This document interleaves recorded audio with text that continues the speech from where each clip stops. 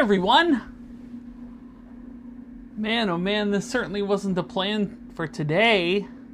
I have a large contingent of cards here that I have to open, as well as a significant backlog of videos that I have to put out. But we have to talk about the elephant in the room. You see, Omar Khan said that after the 2025 Pittsburgh Steelers draft, that the team was better today than it was prior to the start of the draft. And not only did I believe him, I agreed. But I can tell you that today, the Pittsburgh Steelers are a worse team than they were less than 24 hours ago. If you're living under a rock or late to the party or have not seen what has happened as of this morning, the Pittsburgh Steelers have traded George Pickens to the Dallas Cowboys for a third-round pick in 2026 and a pick swap. The Steelers get a fifth, Cowboys get a sixth in 2027. And I have many thoughts on this. Many thoughts. But because there is a positive aspect, and then there's the aspect that I'm sure most Steelers fans are feeling, and I was certainly feeling as of this morning, and still kind of do for that matter, a negative aspect to this trade. So this not going to be, I'm not going to try to go off on a rant here and go into a super long video, but we are going to get into some details on this Pickens trade and the fallout of it on Tom Was Here. Hey, I'm Patrick Fabian, and you're watching Tom Was Here.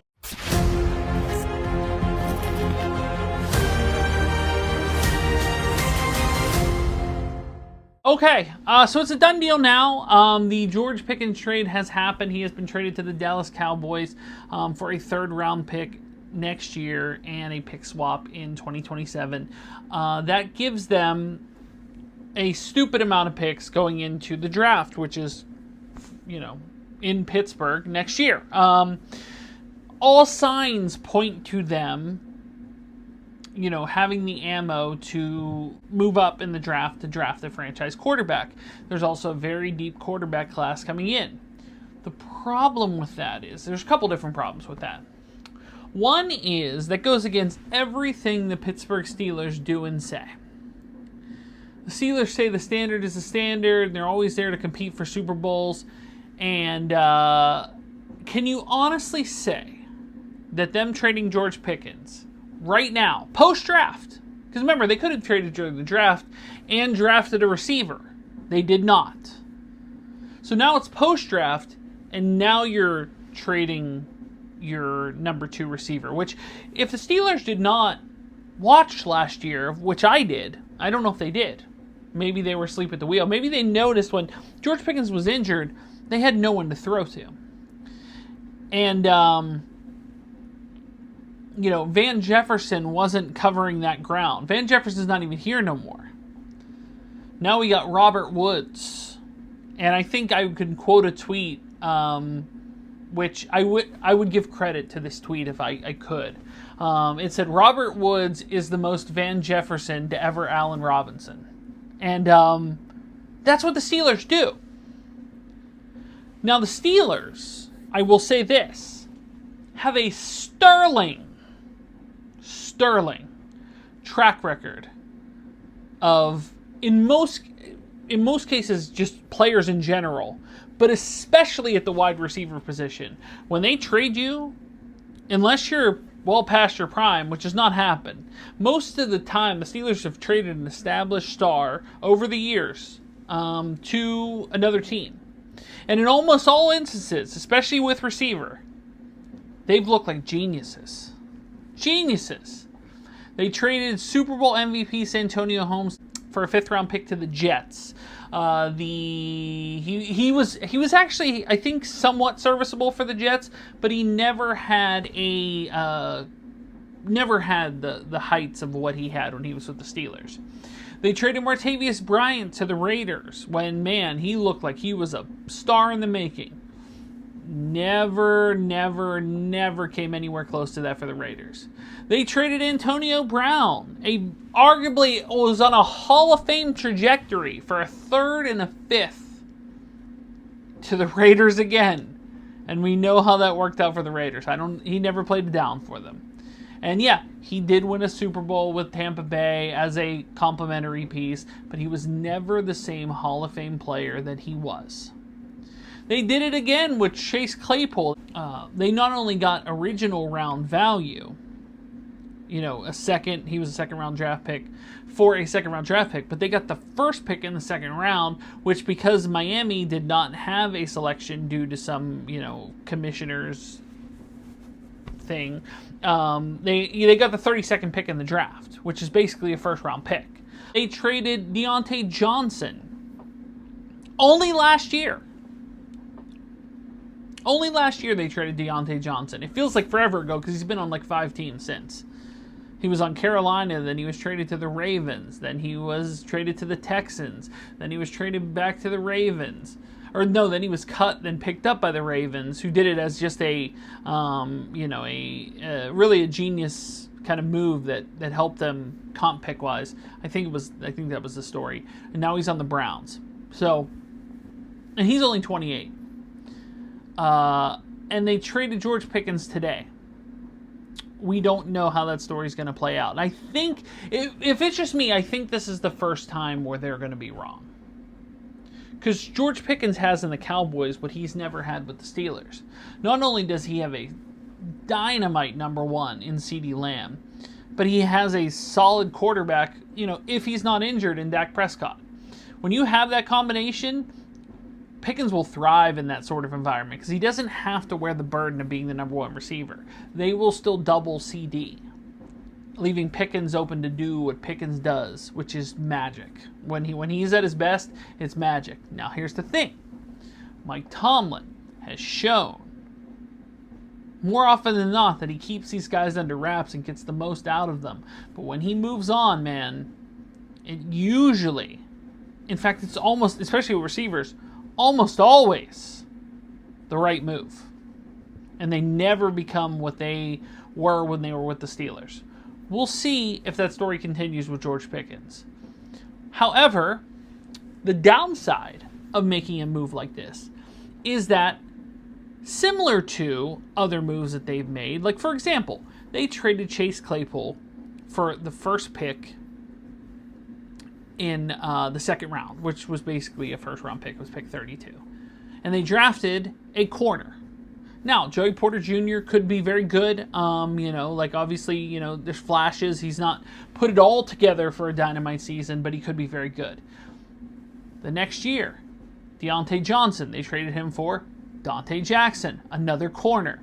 The Steelers love to trade away offensive assets, especially wide receivers, for defensive talent without ever replacing the offensive player you traded. They never seem to have a plan in place, even though the plan is, okay, we're going to move on. But the plan is never, let's replace this guy with someone. They replace it with a Band-Aid. Your Allen Robinsons, your Van Jeffersons, your Robert Woods, your insert guy that used to be dynamite, or at least has shown capability in this league of being a top guy. They may have one season or a couple seasons where they were a 1,000-yard player, and since then, no. And they'll end up being a guy that, catches for 400 yards or 300 yards and one touchdown on the year. It'll never be enough to replace what you've lost. So don't tell me the Steelers are saying, we're still competing to win, we're doing all this stuff, and then trade away your number 2 receiver, who was your number 1 receiver for the last couple years. Don't tell me that. Because right now, the bench isn't deep. It's not deep. Robert Woods is not George Pickens on his best day. Not even close. Ben Skoranek is not replacing him. We don't know. Calvin Austin, nice guy. I met him. I've seen him interact with my son several times. He's a nice guy, but he's not a number 2. And Roman Wilson, who knows? There's reports of him potentially getting cut as a 3rd round pick because he can't pick up the playbook. Are those reports accurate? Because I would take this as a vote of confidence for Roman Wilson, unless they add someone else. And they need to add someone else. The problem is, whoever they're going to add is not going to replace a George Pickens. It is always a Band-Aid. The Steelers love this. They did it again with the draft this year. They do this often. They will draft or put money into defensive assets to try to build a defense that can shut people down and have them score less than 10 to 15 points a game. And they'll build an offense that's cheap, filled with Band-Aids, and an offense that can't score 10 to 15 points a game. So they're always shooting themselves in the foot. They always think the offense should play well beyond their means, and the defense is the highest paid defense in the league. And if they underachieve, oh boy. That's what happened last year. They underachieved. For a team that has thought, if you have the highest paid defense in the league, you better be shutting everyone down clean. They did not. And now they had a draft where they filled it with defensive assets, even though your offense is kind of bare. It's not great. And now there's bigger holes now that you've opened up. You've opened up a huge hole wide receiver-wise. In fact, you need a couple, arguably. These Band-Aids that they're putting on, like Robert Woods on a 1-year deal, ain't exactly, winning me over. Roman Wilson, maybe, potentially, as a third-round pick, could be something if we knew what he was going to do, but he never found the field last year. And I'm not saying he can't, because he certainly could, but who knows? My problem is that in both situations where they've traded a receiver as of late, especially the last couple of years, they traded for a defensive player. Whether that's drafted one or traded for one. They don't ever seem to trade for a wide receiver. And the time they did, they actually did. I will give them credit in this. They traded for Mike Williams, but that didn't even work out. Now he's with another team. Man, a Mike Williams depth piece, while not, going to inspire a ton of confidence, would have at least had a big receiver that, had the ability to, maybe with a year in the system, had the ability to, maybe not, obviously not replace a George Pickens, but at least have a big target out there that has shown flashes of being able to do stuff in this league. But they don't have that. They don't have anybody. Now, with Aaron Rodgers, if you're tanking, why is Aaron Rodgers coming in? And the rumor is that they're not giving him any more than a 1-year deal. And based on all the draft picks that they put into 2026, that means they're drafting a quarterback for the future in 2026. So what would the point of having Rodgers here for? You might as well tank. Steelers don't tank though, do they?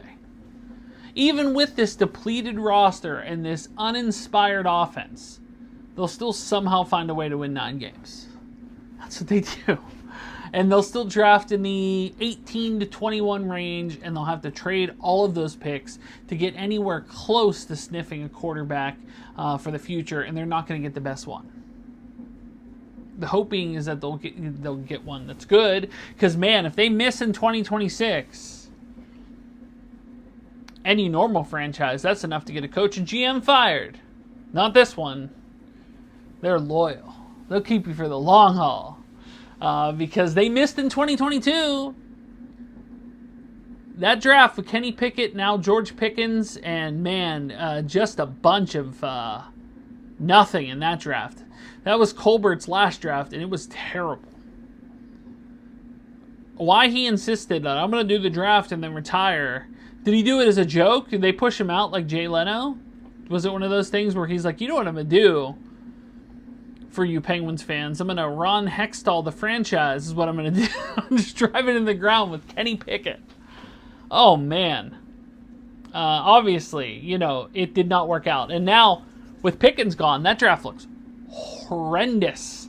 Man, I'd love to have an idea on a plan. Unfortunately, the plan looks to be, and I saw it, as soon as I saw it, I went, well, if they are bringing in Rodgers, I assume they're going to find a way to bring in Alan Lazard now. Because of course they will. Because I don't know if Lazard has like dirty pictures on Rodgers or something like that, but man, they always find a way to get Lazard on board, and now there's a space for him. Arguably, I would say there was space for him with Pickens, but what do I know? Is Allen Lazard a 2? Not in my opinion. He's a guy that's great, that comes off the, when your 2 gets injured and he comes in and spot fills. Great for that. But man, I need a plan. I need an idea of what they're doing. Because if the idea is you're tanking for 2026, that's fine. But then truly do it. Don't even bring in Rodgers. Have it be Mason Rudolph and see what he can do. And, see what this bare cupboard of receivers can do other than DK. And when DK gets injured and they have no one to throw to anymore, and, they're getting completely buzzsawed by teams because everybody knows that they're going to try to pound the rock. Because that's what the Steelers do. Win on defense and pound the run. Because they haven't watched the NFL for the past 15 years and see that it's all passing now. And the rules are set up for the NFL to be all passing now. That you need a capable quarterback, and like they say defense wins championships, and don't get me wrong, Eagles put on a tremendous defensive display in that Super Bowl. It was incredible. But man, oh man, did they have a quarterback slinging it as well, putting bombs out there. You need that too. And you need capable receivers. Maybe not, they don't have to be the best ones, you just need capable ones. And other than DK, and Calvin Austin has shown minor flashes, who else is there? There's no one. So, if you're not competing for a Super Bowl this year, that's fine. But just admit it to everybody. Because right now, post-draft, like I said, I get you're putting all the eggs in one basket, but this was a very Pittsburgh Pirates move for the Pittsburgh Steelers. Don't tell me. I would love if they had a press conference today, because I've heard the rumors that unlike other teams, when they make inexplicably weird moves, like look no further than in NBA with Luka getting traded and the Dallas Mavericks GM getting crucified. The Steelers, from what I've heard, have a situation where their beat writers and the people that are in on these press conferences don't really have gotcha loaded questions that never hit Tomlin or Khan that they should. They all have to be kind of like semi powder puff, semi, so that Tomlin can kind of word salad his way around justifying this, and Khan can explain that, it's, that we need, they can all do the, we need, volunteers, not hostages, and all this type of stuff. But the fact is that this team is worse at the moment, and the offense is worse at the moment. And if you're going to just run the ball the entire time, the NFL already knows that. They know you're going to run the ball the entire time. They know you're not going to throw over the middle. Their offense is run as predictably as you can imagine, and I was hoping Arthur Smith would change that, but no. He's running the same Matt Canada system. The second and long runs up the middle for 1 yard, ain't going to fly. You occasionally need to throw the ball. And I'm not saying Mason Rudolph can't. And I'm not saying that there's no confidence in him to do so. I'm just saying that that's not the end game. That's not going to take you to a Super Bowl. Their quarterback situation is arguably the worst in the league at the moment. Because keep in mind, of all the teams that have had bad quarterback situations, they did draft a quarterback. Now, we drafted a quarterback as well, and I'll be honest, I like the kid. I like Will Howard. I like him a ton. But like I said in the post-draft discussion, if you're putting all your chips into a guy they drafted in the 6th round when people like Landry Jones and Josh Dobbs have been drafted in the 4th, oh no. And I'm not saying he can't be. Because I'm sure a lot of people said Brock Purdy couldn't be. He was the last pick in the draft. I'm sure a lot of people said Tom Brady couldn't be. And he was able to do it. Not saying that Will Howard can't do it. I'm just saying, man, right now, pretty bleak as a Steeler fan if you're looking for offense. Yeah, sure, they got running backs, and they got another one this time, and he's going to be good. I have no doubt he's going to be good, and he can pound the rock, and that's great. But eventually, they're going to need to mix it up with the pass. And if DK gets hurt, that's it. They're cooked. And they had to have known that when they traded Pickens. And they have to be all in for 2026. Otherwise, why you do it? But don't tell me you're going to try to be competitive in 2025, even if you add Rodgers, because what's the point of all this? And yeah, one player doesn't make a team, all that. And yeah, he is a crash out, potential to be a disaster in Dallas or here or wherever.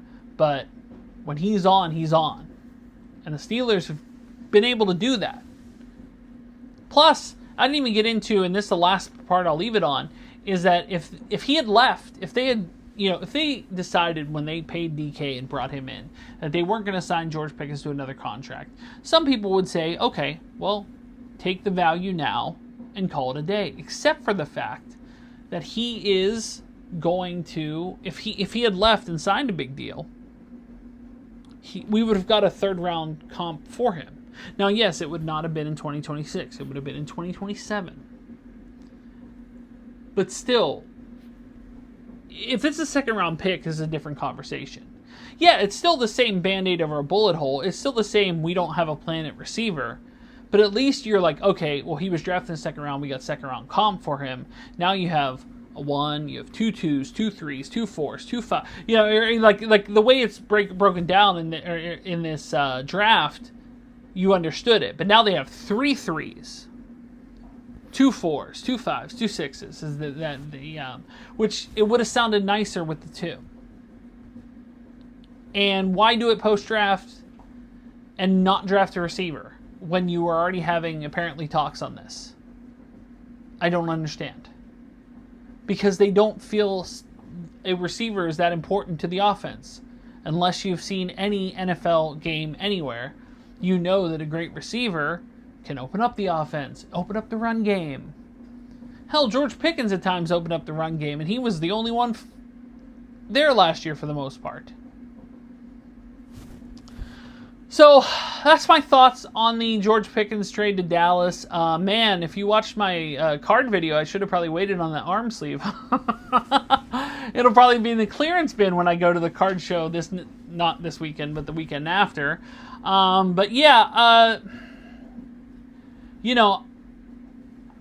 personally, I don't like the move. I really don't. I don't think this benefits them for this season. And look, this could be one of those things where it's a watershed moment, and 2026 is the draft of all drafts. It's the one everybody talks about because they added another legendary quarterback, and then they added receivers, and they added all this. But right now, offensive-wise, they're doing the same thing that they've been doing for years. They're just band-aiding this offense together, and they're just completely reinforcing the defense, and it's all defense heavy and all this stuff, but that defense has not shown the level of competition to be a number one paid defense, because they're certainly not playing like it. And now you drafted heavy into defense, so they better show, because the offense ain't. Maybe, like I said, maybe they got a dog in Caleb Johnson, and maybe Mason Rudolph can show he has the ability to be a starter in this league, and maybe DK will have an injury-free season, and maybe, Robert Woods will have a career resurgence, and maybe Calvin Austin will take a step forward, and Roman Wilson will take a step forward. But man, oh man, is that a lot of maybes. Maybe the offensive line will think, maybe Broderick Jones on his natural left side, or Troy Fontenot will have an injury-free season. But you're asking a lot. You're asking a whole lot of maybes. Defense has certainty. They have players that are locked in. The offense has maybes. And I don't like maybes. So, let me know your thoughts on the George Pickens trade. Do you like it? Do you hate it? I said, I wish I knew what the plan was. But guys, thanks so much for watching. If you are new here, make sure to like, share, subscribe. Like support me on Patreon like John Bailey. Like Brett Persing. Like Fayan, you can do so. Link is in the description below if you'd like to buy a t-shirt. a TomWasHere t-shirt, you can do so at Spreadshirt, as well as links to my eBay store, Facebook page, Instagram, TikTok, whatnot, Arena Club. The links are in the description below. But when it comes to the next, hopefully, the next Steelers video, which hopefully will be a much more positive one than this, or the next video in general, we will see you soon. But until then, bye everyone.